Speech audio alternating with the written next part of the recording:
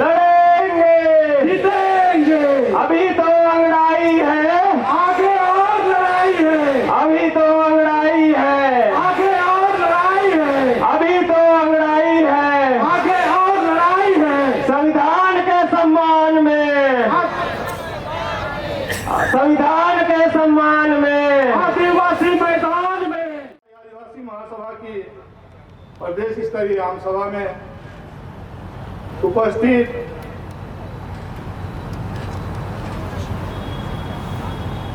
आदरणीय समाज के आदरणीय अगुए माता पिता व भाई बहन, आप सबको मेरा जोहार। जय धर्म में, प्रेज द लॉर्ड।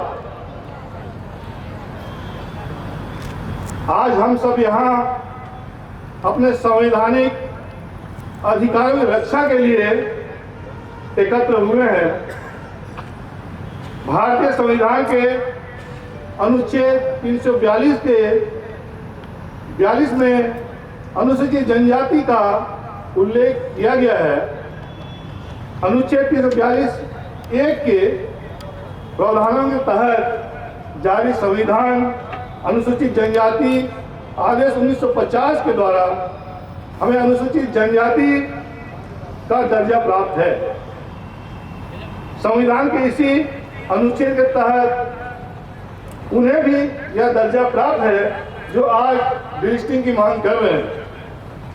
साथियों, संविधान अनुसूचित जनजाति आदेश 1950 में किसी धर्म का उल्लेख नहीं है। अनुसूचित जनजातियां किसी धर्म विशेष तक सीमित नहीं है। अनुसूचित जनजाति के व्यक्ति किसी भी धर्म को मानने वाले हो सकते हैं। साथियों, जनजाति सुरक्षा मंच के द्वारा देश के अनेक स्थानों में रैली और प्रदर्शन करते हुए सार्वजनिक रूप से यह अनुचित मांग की जा रही है कि धर्मांतरित व्यक्तियों को अनुसूचित जनजाति की सूची से बाहर किया जाए। आदिवासियों का मूल धर्म अति धर्म है। जनजाति आदि मत तथा विश्वासों का परित्याग कर ईसाई या मुस्लिम धर्म ग्रहण करने वाले व्यक्तियों को ही अनुसूचित जनजाति सूची से बाहर किए जाने हेतु डिलिस्टिंग का प्रस्ताव लाया जा रहा है। अन्य धर्मों जैसे हिंदू, बौद्ध, जैन और सिख धर्म ग्रहण करने वालों का उल्लेख नहीं किया जाता है, जिससे ईसाई और मुस्लिम धर्म मानने वाले जनजातीय व्यक्तियों के प्रति जनजाति सुरक्षा मंच का विशेष विद्वेष का भावना परिलक्षित होता है। साथियों, ईसाई धर्मावलंबी आदिवासी व्यक्तियों के संबंध में ये झूठी और निराधार बात फैलाई जा रही है कि वे अनुसूचित जाति के अलावा, अनुसूचित जनजाति के अलावा अल्पसंख्यक का भी दोहरा लाभ लेते हैं। मैं आप लोगों को बताना चाहूंगा, सच यह है कि कुछ ईसाई संस्थाओं को ही अल्पसंख्यक संस्था के रूप में मान्यता मिलती है और इक्के दुक्के 2-3 ईसाई आदिवासी व्यक्ति अल्पसंख्यक आयोग या किसी राजनीतिक दल का अल्पसंख्यक प्रकोष्ठ के सदस्य बने हैं। लेकिन आम ईसाई धर्मावलंबी आदिवासी व्यक्ति सिर्फ और सिर्फ अनुसूचित जनजाति का संवैधानिक लाभ लेते हैं।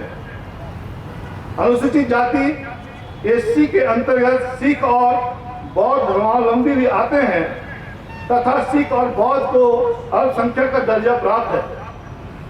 दोहरा लाभ की स्थिति उनके साथ भी हो सकती है, किंतु सिर्फ ईसाई आदिवासियों के संबंध में झूठा प्रचार किया जा रहा है। आदरणीय साथियों, ईसाई धर्मावलंबी आदिवासी व्यक्तियों के संबंध में झूठ फैलाया जाता है कि वे जनजाति संस्कृति रूढ़ी परंपरा को नहीं मानते हैं। एक फैसला पटना उच्चतम न्यायालय के प्रकरण कार्तिक उरांव बनाम डेविड मुंजी AIR 1994 में पटना 201 के निर्णय दिनांक 14 नवंबर 1963 में माननीय पटना उच्च न्यायालय ने यह अवधारित किया है कि ईसाई उरांव भी उन कुछ पर्वों को मानते हैं जो सीधे तौर पर ईसाई धर्म के प्रतिकूल नहीं है और वे भारतीय ईसाई नहीं बल्कि ईसाई उरांव कहलाते हैं तथा ईसाई उरांव अपने धर्म परिवर्तन के बावजूद उरांव बने रहते हैं तथा जनजातियों के अधिकार और सुविधाओं के हकदार हैं। हम उन्हीं तुस्को सोहराई जैसे जनजातीय पर्वों को मानते हैं। कर्मा, माघे, फग्गू, खद्दी पर्व नहीं मानते हैं तो उस मौसम में अखड़ा में मौसमी नाच गान करते आ रहे हैं। हम सभी जनजातीय रूढ़ी परंपराओं को बदस्तूर मानते चले आ रहे हैं। भारतीय संविधान के अनुच्छेद 25 अंतःकरण की और धर्म के अबाध रूप से मानने, आचरण करने, प्रचार करने की स्वतंत्रता देता है। जनजाति सुरक्षा मंच की डिलिस्टिंग की मांग इस मौलिक अधिकार की मंशा के विपरीत है।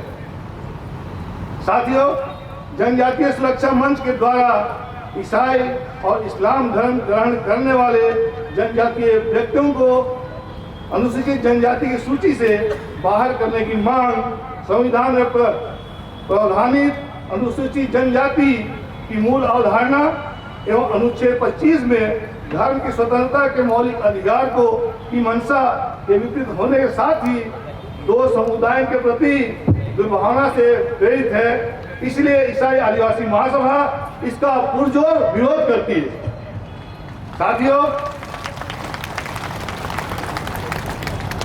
साथियों, माता पिता एवं भाई बहनों, आप लोग आज डिलिस्टिंग के विरोध में आयोजित